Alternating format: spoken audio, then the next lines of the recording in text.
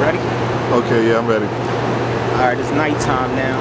I think the people, got an understanding of who you are. Yeah.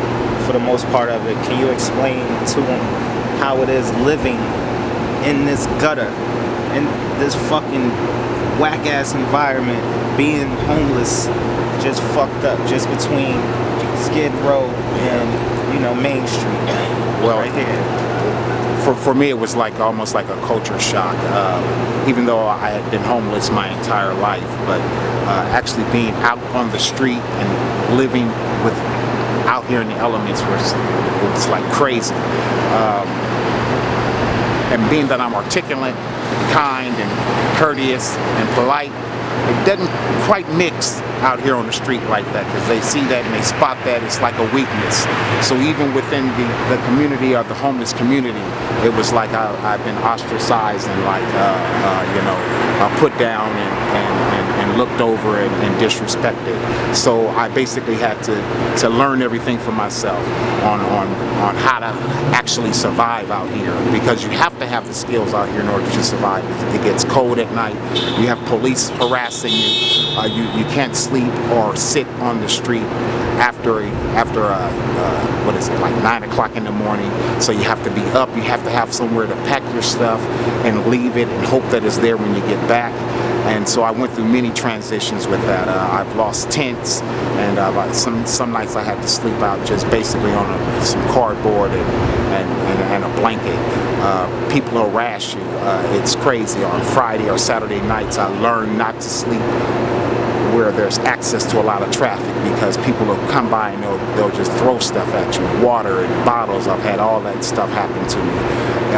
I've heard stories, and I have friends that have been burnt up in their tents. People come by and just, it's rough out here.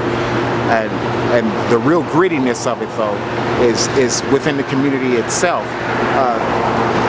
They're kind and they're courteous, but they're hungry. And they'll take from one another, and they'll use one another, because it's the circle that they're within, and everyone's hungry. So it was a rough transition, and it's been hard for a brother out here on these streets, especially with the elements like they are. How long have you been out here? Man, I almost lost track count. It's been like 3, 4, 5, 6 years out here.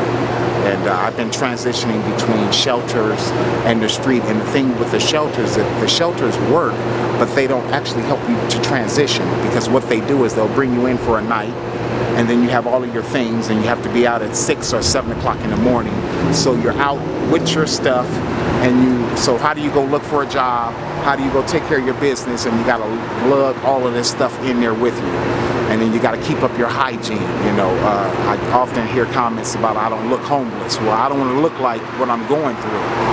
But it's difficult to try to transition, because you have nowhere to leave your items. You have nowhere to stock up on things where you could have a change of clothes, and you can have access to be able to wash them and keep everything nice and neat. So it's really rough, and you have to worry about eating. That's a problem every day. So it's a schedule. You have to get down to the shelter, and then it's a long line. So you're spending a whole hour or hour and a half just trying to get a meal, and then you have to get back out on the grind. And so how do you transition from that? How do you get past that point when you're already ostracized by society? They're figuring one or two things: either you're on drugs, or you chose to be homeless, and no one is choosing to be out on the street. It's nothing nice at all. It's nothing nice at all.